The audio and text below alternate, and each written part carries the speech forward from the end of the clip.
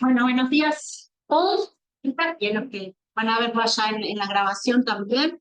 Estamos grabando esta clase porque no podemos, les repito, porque quedó grabado lo anterior, porque es solo por el día de hoy, porque ustedes ya no van a tener el último turno, entonces pueden visualizarlo. Y ahora como estos controles, ahora que ya puse a grabar, que esto quedan por acá para que no moleste. Vamos a hablar en video, voy a ocultar los controles locales. ¿Está? Y entonces ahí tienen un consorcio una. Bueno, chiquilines, ahora que no está la cámara ni nada más molestando ahí, y me queda todo para que ustedes vean, hoy vamos a hablar de estos tres primeros teóricos. ¿Alguno pudo mirar alguno de los videos o estuvieron mirando? Eh, mi, mi idea acá, o sea, esto se llama jerarquización, pero en realidad es como bastante difícil jerarquizar y es más bien un resumen. Y les podré decir en alguna parte, ustedes van a ver que yo pongo como, en la mayoría, en muchas partes pongo como las diapositivas que estaban en la clase y les digo, no voy a profundizar en esto, sino que esto sí lo tienen que saber. O sea, se supone que todo lo que les damos lo tienen que saber, pero este, en algunos casos voy a jerarquizar y en otros lo voy a pasar así medio cortito. Es más bien tipo un repaso de los tres videos que tenían y, por supuesto, que si tienen preguntas de algo que quieran sobre la parte académica, de contenidos, o bueno, de lo que sea, pero sobre todo de los contenidos, si hay algo que quieran preguntar, lo pregunto. ¿Ah? Antes de arrancar, ¿tienen alguna consulta, alguna duda? O sea, para los que llegaron recién, estamos grabando esta reunión, este, así que sepan eso. Bueno, primero que nada, ustedes en la página de Eva, que ya la conocen, digamos, tienen acá, bueno, donde vayan al programa, acá en la parte, en realidad después sigue, si esos, ustedes ven más abajo, tienen el acceso a los links de la clase y más abajo todavía tienen una carpetita de materiales que no sé si ya vieron, que yo en realidad me demoré un poquito porque a algunos de los teóricos le hice unos cambios y me faltaba acomodar el PDF y ya se lo subí ayer. Y ahí tienen el programa y en el programa ustedes tienen la bibliografía. ¿Tá? Cuando entran al programa, esto es una parte, una parte del programa ese que tienen ahí. Me voy a dar un poquito para acá y les cuento. Muchas de las cosas que yo saqué de los teóricos y de lo que es los contenidos que tienen en los videos, eso, son muchos de este libro que se llama Principios de Neurociencia, que es como específico de neurobiología, pero después también tienen varios libros de histología y ven que acá dice, para los temas de órganos es más bien algún libro de neuro, porque la mayoría de los libros de histología no tienen como la parte de histología de los órganos del sistema nervioso, sino más bien solo tejido.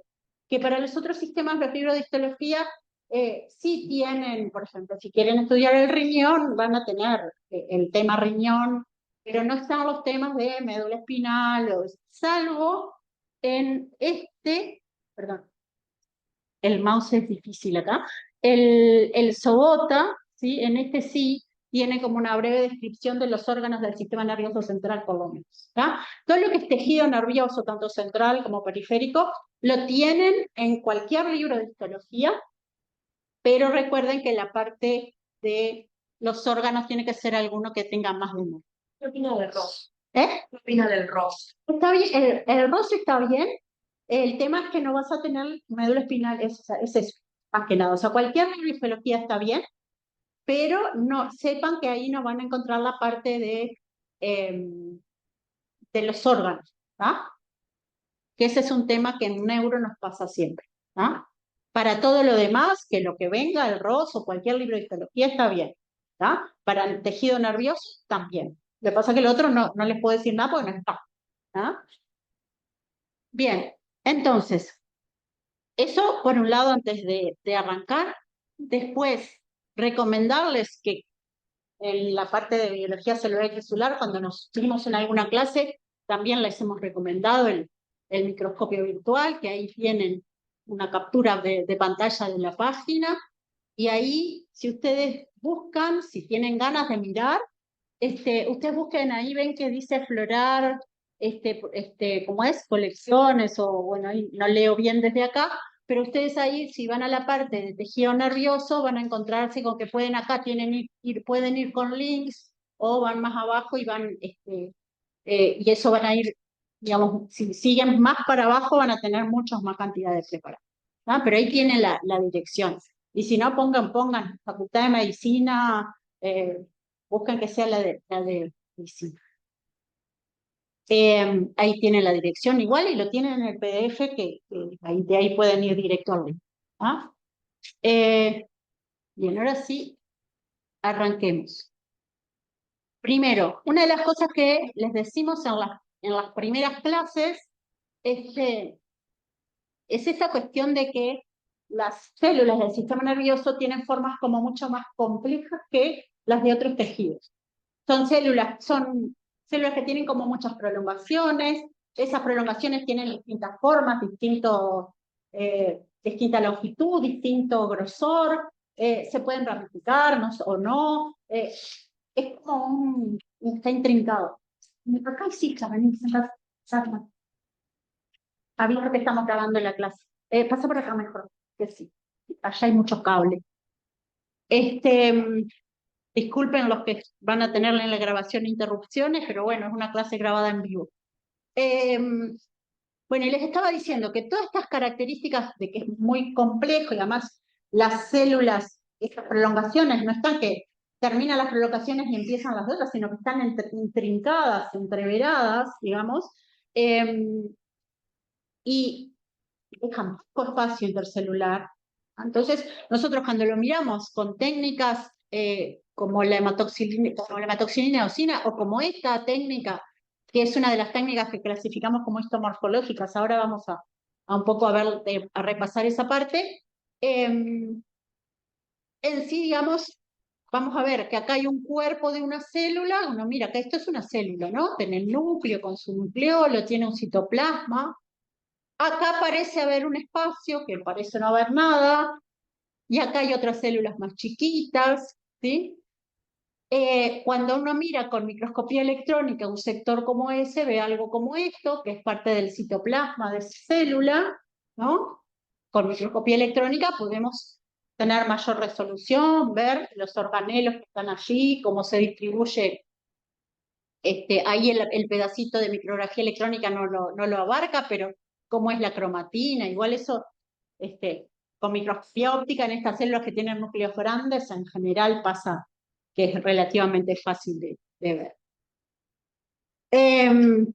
Todo eso que estamos hablando acá hace que necesitamos como muchas técnicas para poder entender a este tejido. ¿Está?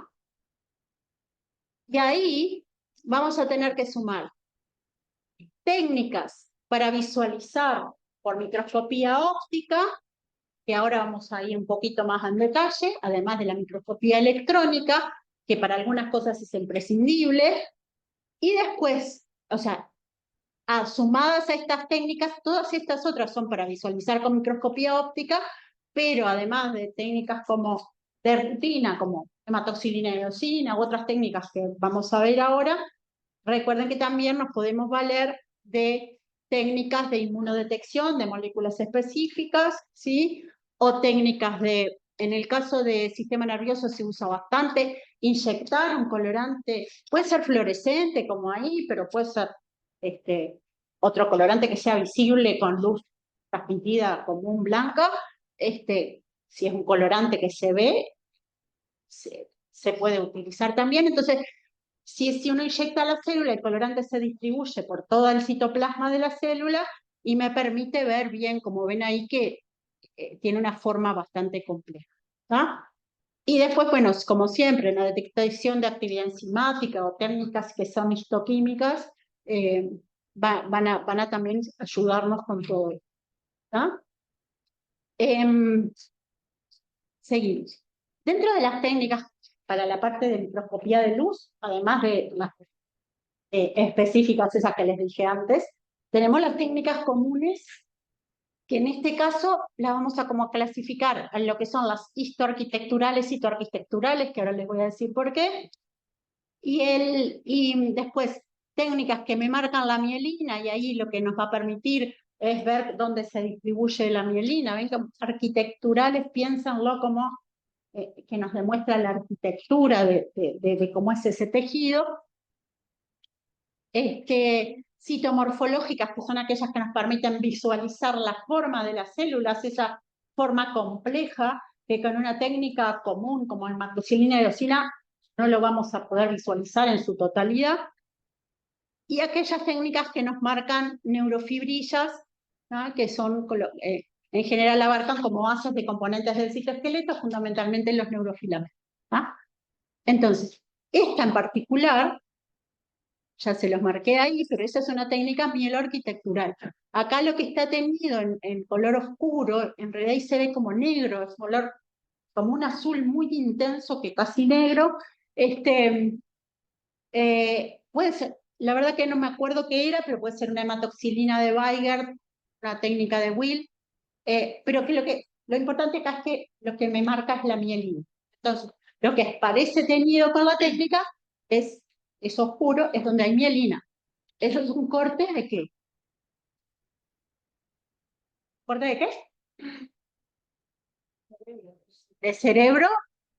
Es un corte de cerebro humano que está teñido con esta técnica. Entonces, si ustedes se fijan, acá hay sustancia blanca, porque hay mucha miel, donde la sustancia blanca, acuérdense que hay mucha mielina, y lo que está menos teñido es la sustancia gris, que aparece acá en la corteza, o aparece también en estos núcleos. Ven que acá que no está teñido, es todo lo que sería el núcleo lenticular, otros núcleos acá, probablemente sea el cuerpo del núcleo caudado. ¿Vieron algo de esto en anatomía?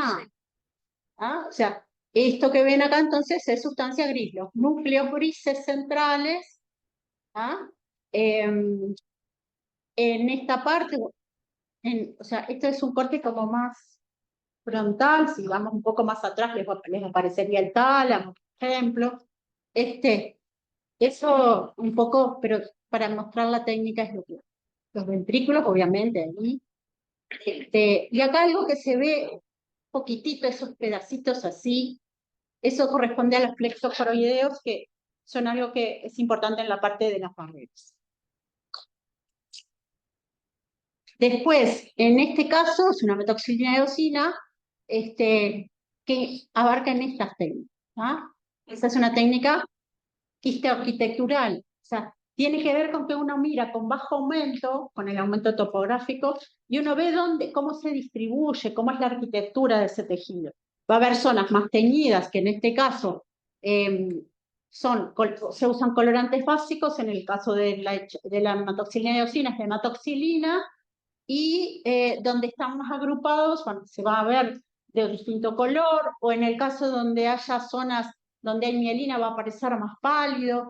En las zonas donde con mayor densidad de cuerpos celulares va a aparecer más teñido con la hematoxilina, y las que no hay tanta densidad más teñido con la eosina.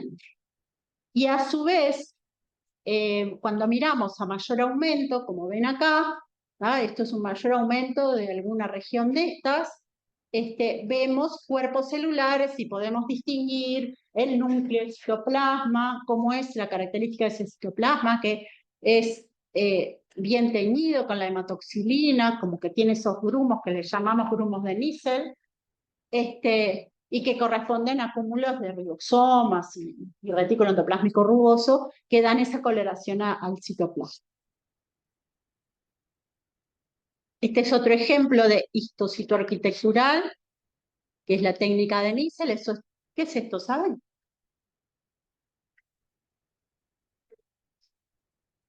Cerebelo. Es que, ¿tienen idea? ¿Alguna vez vieron algo así? Lo puse medio a propósito para sacarlos. Eso es un cerebro, es un corte muy parecido al que vimos al principio con la técnica mieloarquitectural, pero este es de ratón. Ah, de ratón o de rata, no sé, pero son muy parecidos. Lo que cambia un poco es el tamaño. Entonces, ¿ven la diferencia en el cerebro del roedor? Que la parte periférica es lisa en vez de ser toda con circunvoluciones y surcos. Pero tiene básicamente las mismas estructuras, una corteza externa, acá es la parte que en el humano y en los primates lo encontramos más acá, porque esto se pliega mucho y queda más hacia abajo, que es la parte más antigua, lo que corresponde al arquicórtex. Después cuando vean los teóricos la semana que viene, van a ver esa parte. Esto es una parte del tronco que aparece ahí. Acuérdense que esto es como el animal está así, el cerebro está hacia adelante. Pero bueno, las técnicas citomorfológicas, perdón, las técnicas citoarquitecturales o histoarquitecturales, en este caso con bajo aumento, estamos hablando de histoarquitectural, porque no vemos las características internas de las células porque estamos con bajo aumento simplemente. De nuevo lo mismo. Como se ve con la técnica de Nissel en una médula espinal, y acá lo que tenemos es más teñido la zona donde hay mayor densidad de células. Y donde hay menos densidad, ven que hay también células más chiquitas que estas que aparecen acá y como más separadas entre sí. Eso a lo lejos, digamos, da una visualización de diferente coloración y nos permite saber la organización, esa histoarquitectura.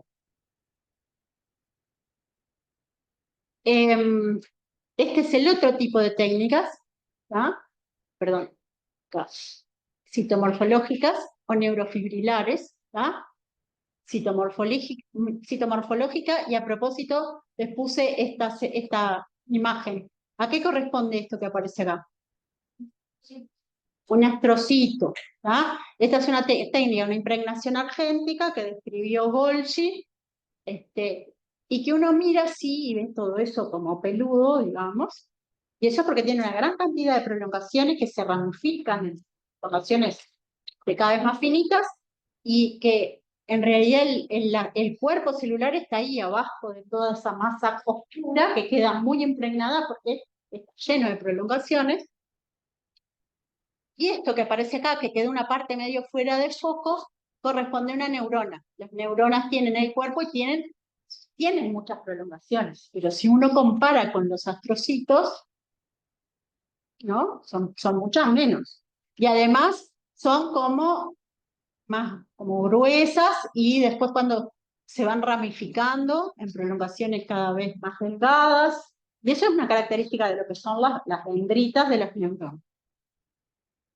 Y la de arriba es también una impregnación con sales de plata, una impregnación argéntica, pero que me marca, las sales de plata se depositan sobre las fibrillas. Entonces, vemos los cuerpos celulares, pero también vemos las prolongaciones. Las prolongaciones porque tienen grupos o haces de neurofibrillas. ¿Qué diferencia tenemos entre esto y esto, además? Es que en esta técnica, en realidad, donde haya neurofibrillas se va a depositar la sal de plata, y en esta es como que se impregna toda la célula, y entonces nos da una idea de cómo se distribuye esas células, su soma dónde está, lo vamos a ver porque acá lo vamos a ver porque aparece ahí, y cómo se distribuyen las prolongaciones. Para esto se hace cortes bastante gruesos para poder abarcar más la distribución más espacial, digamos. Y la otra característica es que si ustedes miran acá, ven el astrocito, la neurona, pero acá ven espacio. Ahí hay espacio en el sistema nervioso. Las células están así como la una, y entre ellas hay espacio. No, es lo que dijimos al principio. Una característica de esta técnica y que favorece ver la morfología es que no se sabe por qué, pero impregna solamente un 5%, hasta un 15 a veces, Y no, o sea, cuando la impregna toda, ¿sí? Pero no impregna a toda. Entonces, a la que impregna, nosotros la vemos bien su morfología. Si me impregnara toda, veríamos todo negro, una mancha que no se distingue nada de nada. ¿Ah? Entonces, por eso sirve para ver la morfología. Las citomorfológicas son como es. ¿No? Y esta, la neurofibrilar, me permite, sí, distinguir algunas cosas, pero como me marca solamente la parte del citoesqueleto, me permite ver lo que pasa entre los cuerpos de las células. Vemos una red de fibras que corresponde a lo que hay ahí en esas células, que acá no lo vemos. Acá, por ejemplo, estas rayitas acá que ven en esta imagen podrían estar acá adentro. Pero a su vez, entre esta y esta, entre esas dos, hay otras quizá de otras células, que acá no se me marcan, ¿tá? Y que en el de arriba sí.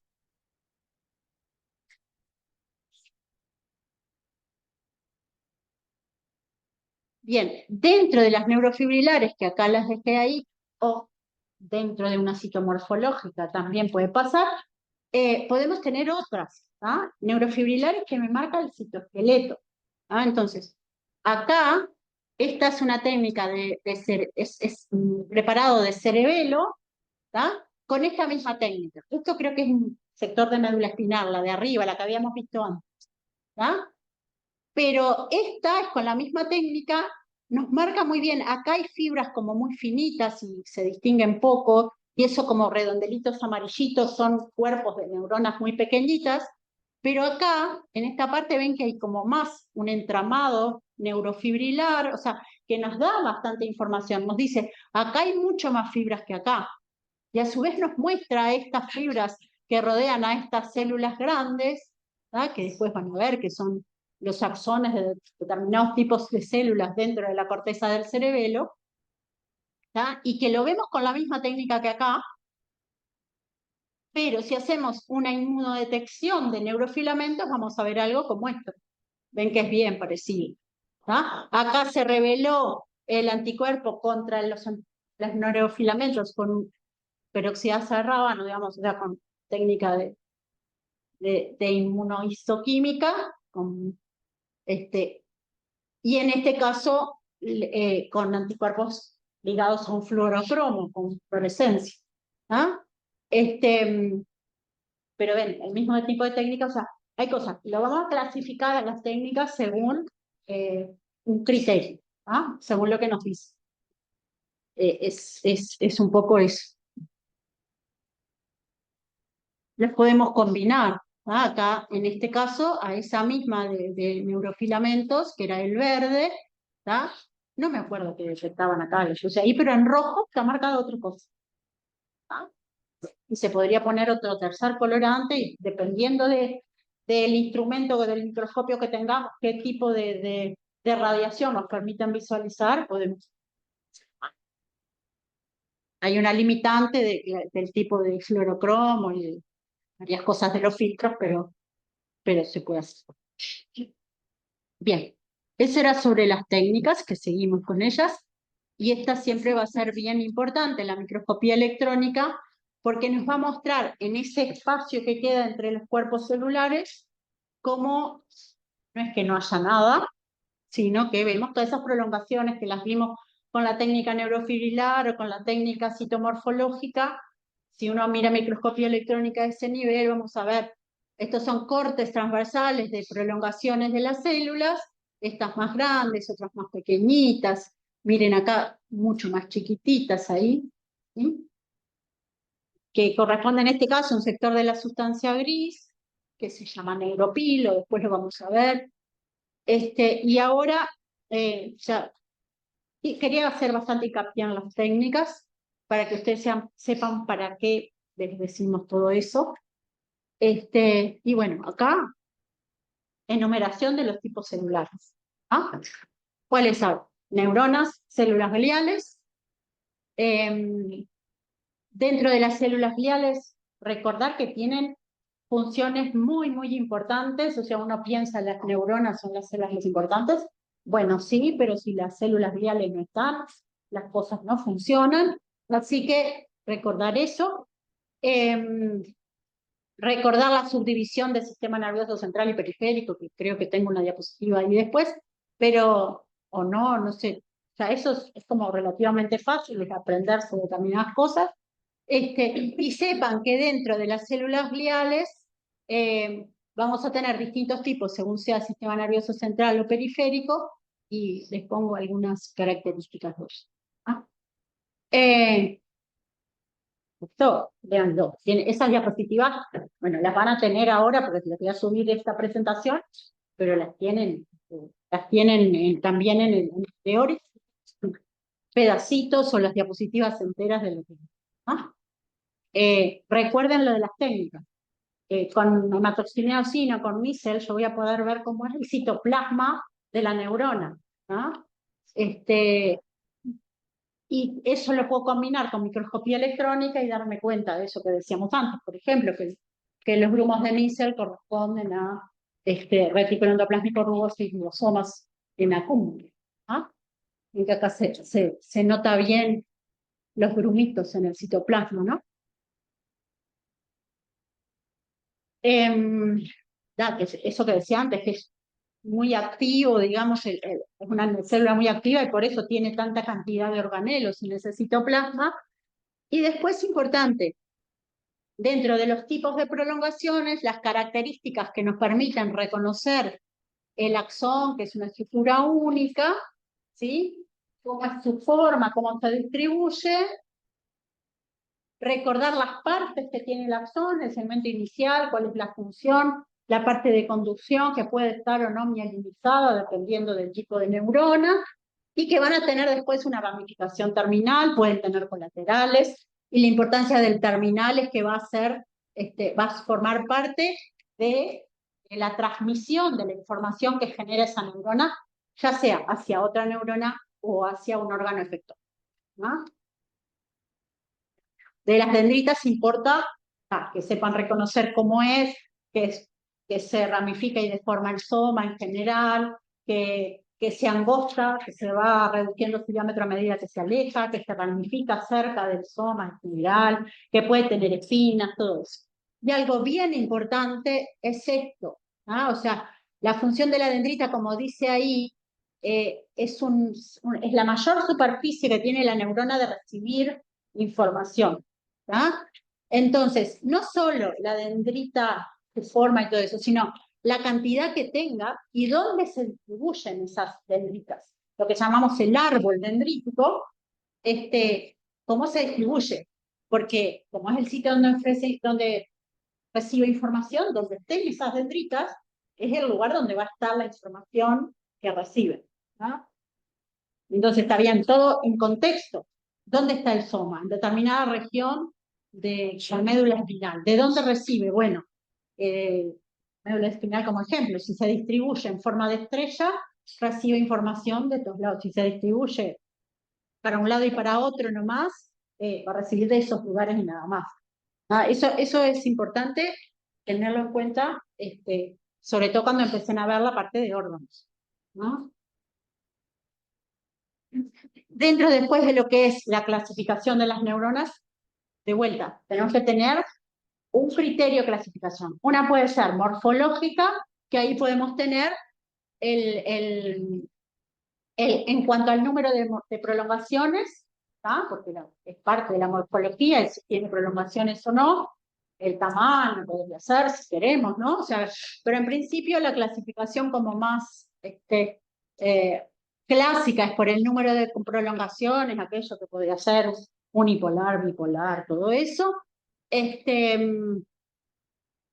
Por la longitud del axón, esta es bien importante porque nos va a definir aquellas neuronas que tienen axón corto y participan en circuitos locales, y aquellas de axón largo que sacan la información de ese sector de sustancia gris hacia otro sector, en el caso del sistema nervioso central, o de ese sector donde está el soma hacia otro sitio, ¿ah? Que es un poco lo que se ve ahí, las neuronas de proyección, que son de axón largo, o interneuronas de axón corto, Golgi 1 y Golgi 2. Dentro de las células gliales del sistema nervioso central y periférico, ahí tienen. No vamos o sea, esto es lo general, ¿sí? Y después sepan, o sea, todo esto lo van a precisa que lo copien, acuérdense de cuáles son los tipos, y también es importante después ver en cada tipo celular, en cada tipo de célula glial, qué función cumple esa célula. O sea, qué funciones tienen las glías, está bueno. Hay cosas que son en general, pero hay cosas que son específicas de cada uno. Entonces, la neurona como unidad funcional del tejido, ¿tá? Todo lo que dijimos, y este concepto es algo, son células polarizadas. Cuando ustedes vean fisiología, eso es claro, polos así, todo eléctrico. Es funcional, una polaridad funcional, pero también morfológica. Todo esto que dijimos, que está el soma, que están las dendritas, que hay un axón, eso es polarizado. Y después acá hacer un detalle de lo que es el citoesqueleto, recordar a los neurotúbulos, que son los microtúbulos, porque es importante en el transporte y ahí es importante en las prolongaciones, que están lejos del sitio donde se sintetizan cosas, entonces ahí el transporte es importante en cualquier célula, pero en las neuronas mucho más, ¿no? Y los neurofilamentos, que son filamentos intermedios y que tienen que ver con el mantenimiento de la forma. En cualquier célula el mantenimiento de la forma es importante, pero en estas que tienen formas complejas también es importante tenerlo. Están los microfilamentos también. Y esto es un poco lo que les decía hoy. Si uno mira acá, parece que no hay nada. Esto es una técnica de Liesel. La neurona ahí con su núcleo cromático, un nucleolo bien marcado. Acuérdense que esto tiene que ver con la síntesis de proteínas, el nucleolo bien marcado y la cantidad de ribosomas, que en realidad no lo tendríamos que ver a microscopía electrónica, acá como vimos en Liesel. Pero acá, pues parece que no hay nada, aparece este tipo de imagen cuando miramos a microscopio electrónico. Y ese sector que parece que no hay nada es donde ocurre todo lo importante que es la transmisión de la información. Y por eso recibe un nombre particular que es el neurofilo. Que es como dice ahí, la parte de la sustancia gris donde no hay somas. No hay cuerpos. Bien, entonces en cada sector, esto de vuelta también lo tienen, pero en cada sector del sistema nervioso central nosotros vamos a encontrar a nivel de lo que es sustancia gris, cuerpos, dendritas, cuerpos que pueden ser de las neuronas principales, que son las de axón largo, y de interneuronas, que son las que están en amarillo las principales, en azul las interneuronas. Vamos a encontrar las eferencias, que es el axón de la neurona principal, y las aferencias, que acá están representadas como estas amarillitas, que pueden llegar desde acá, pero también desde otros lados. Vamos a tener glía, vamos a tener matriz, vamos a tener vasos. Y después en cualquier sector de sustancia blanca vamos a tener fundamentalmente axones de neuronas principales de sitios de sustancia gris, que están comunicando sitios de sustancia gris entre sí, o un sitio de sustancia gris con la periferia, y bueno, glía, matriz, vasos. Vieron que les dije glía, matriz, vasos y todo eso, pero es re importante, ¿no? O sea, y se organiza medio así, ¿no? O sea, en cada sitio de sustancia gris aparece prácticamente lo mismo, y en la sustancia blanca, acá no está representada la glía, los vasos y todo. ¿Está? Se refiere más que nada a partes de la neurona. Bien, dentro de la glía, los astrocitos son los que tienen como funciones más diversas. Son células que metabólicamente participan en dar como determinados nutrientes, la eliminación de metabolitos, o sea, todo eso está por ahí. Acá quedó mal. Esto que quedó acá. No, está bien. Características en general. Esto que dice núcleo cromático, No se piensen, o sea, primero las otras características, núcleo cromático con respecto a los otros tipos de células gliales. Y ven que ahí les muestro, dentro de eso, probablemente, no podemos asegurarlo con esta técnica, pero probablemente pueda ser un astrocito. Y es bien diferente de, ¿sí? Que es mucho más oscurito, más apretado, la cromatilla. Bueno, todo esto es importante. La proteína cídica glial fibrilar es bastante importante porque es el componente de los filamentos intermedios del citoesqueleto y que permite con inmunodetección identificarlas, como estas que están acá. Esta es una inmunodetección de GFAP. Y bueno, y sepan que tienen muchas prolongaciones, la vimos al principio, ¿se acuerdan? Aquella célula como un pompón, así, con la técnica de Golgi, que son como estas que aparecen acá, con menos aumento que la que vimos antes, ¿sí? Los astrocitos. En este caso son los de la sustancia gris, que son como bastante más peluditos, digamos, y que serían esta morfología que aparece ahí, y los fibrosos, que también son muchas, pero son prolongaciones que no son tan ramificadas, entonces como que dejan un poco más despejada la zona del cuerpo. Igual el cuerpo es más chiquitito de lo que aparece ahí, pero acá no vemos casi nada. Y una característica importante de los astrocitos es que le dan sustratos metabólicos, nutrientes a las neuronas, y a su vez regulan e inducen durante el desarrollo la formación de la barrera hematoencefálica. Cuando ustedes vean, los astrocitos están como en todos lados, sobre los vasos, sobre las superficies del encéfalo y la médula espinal, como contactando con los sitios donde el sistema nervioso está en contacto con otro tejido, con el tejido conjuntivo.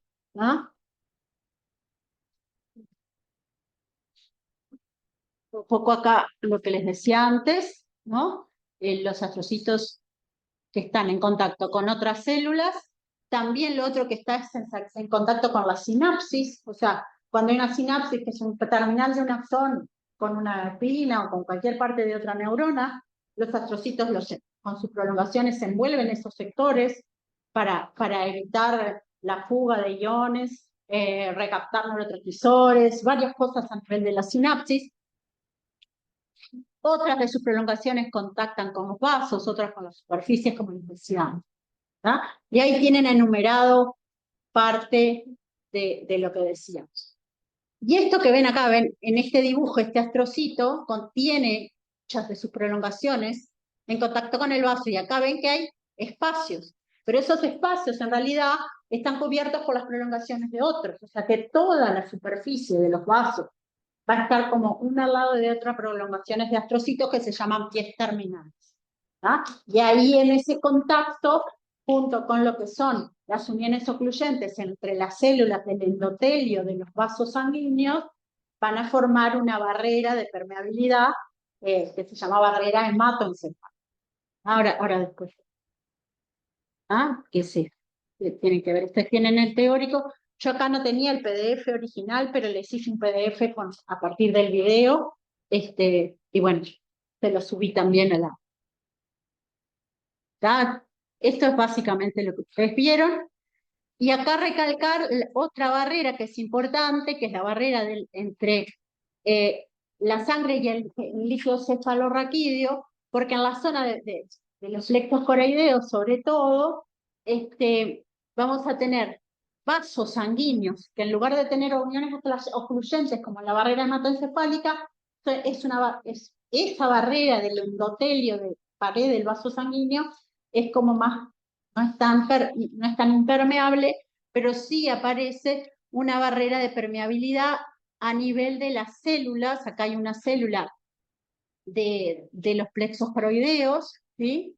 Una y otra, y ahí hay uniones ocluyentes, que es lo que aparece acá con estos sectores en rojo. Esa es otra barrera.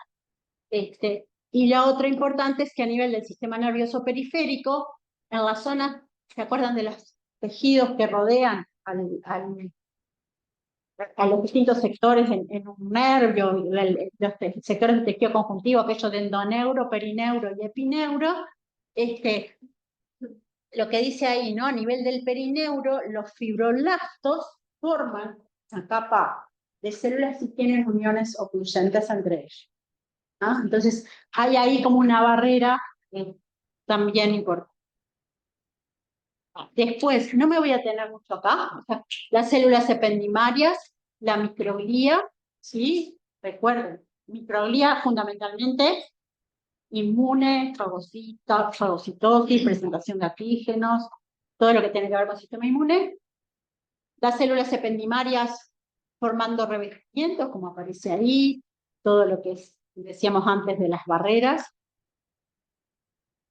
Y después, otros tipos de células que son los oligodendrocitos en el sistema nervioso central y las células de Schwann en la periferia, con funciones bastante, tienen varias funciones metabólicas también, pero la que surge bien importante es la formación de la mielina, ¿no?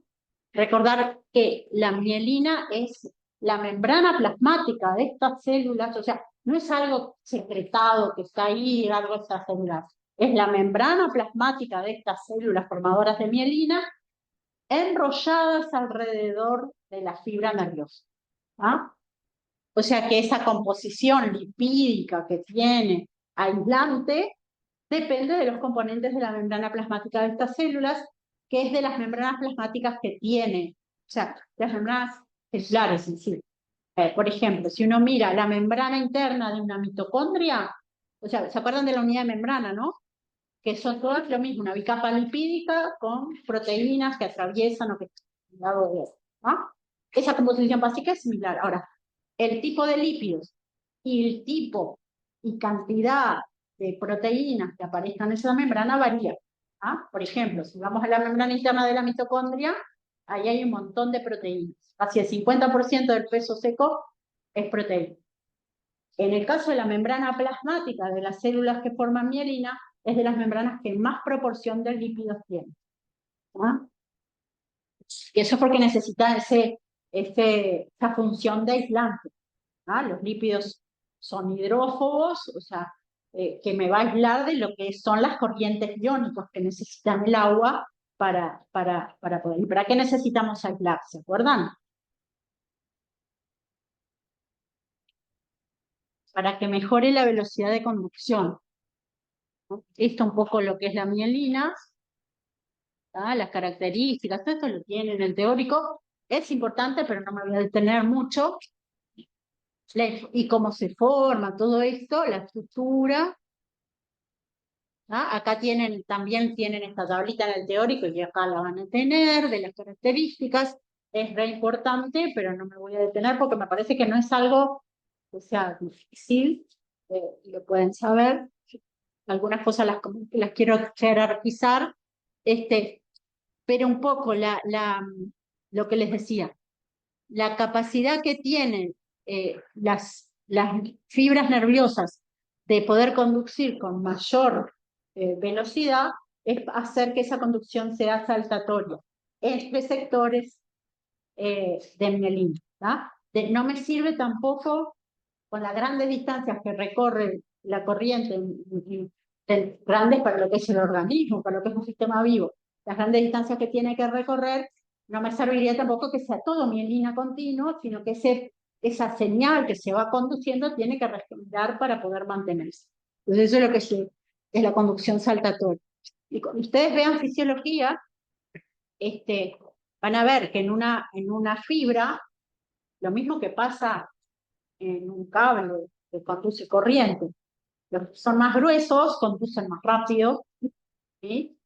Y en el caso, si nosotros quisiéramos hacer una velocidad importante sin mielina, tendríamos que tener axones mucho más gruesos, lo cual aumentaría el tamaño de todo el tejido.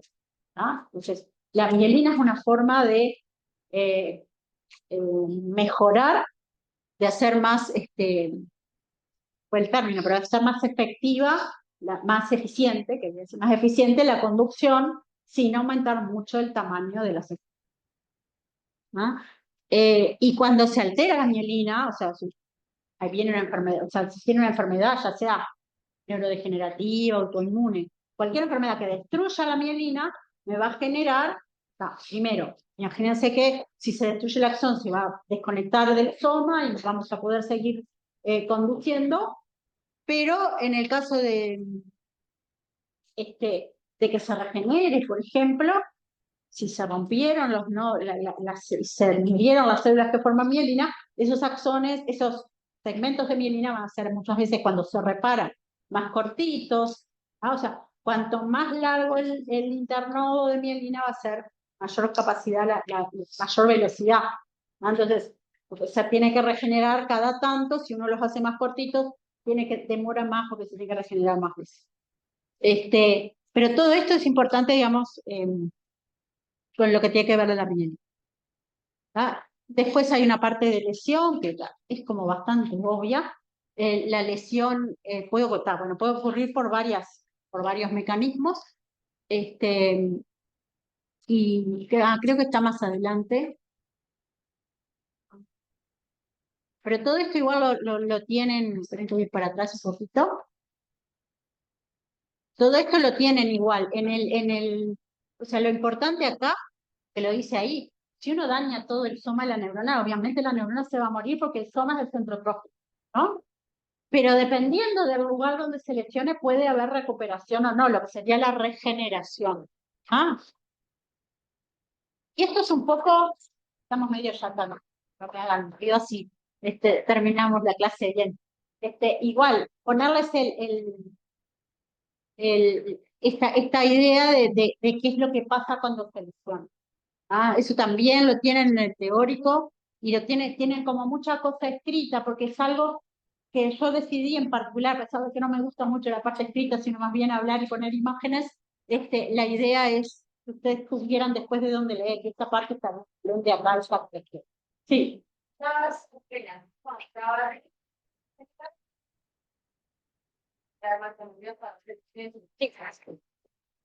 Eso lo tienen el teórico también, ¿verdad?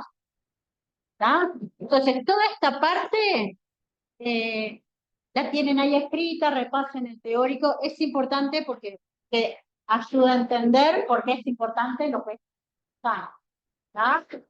Y bueno, no mucho más. Creo que ahí terminaba. Sí. ¿Qué le dice los videos? Los videos, sí.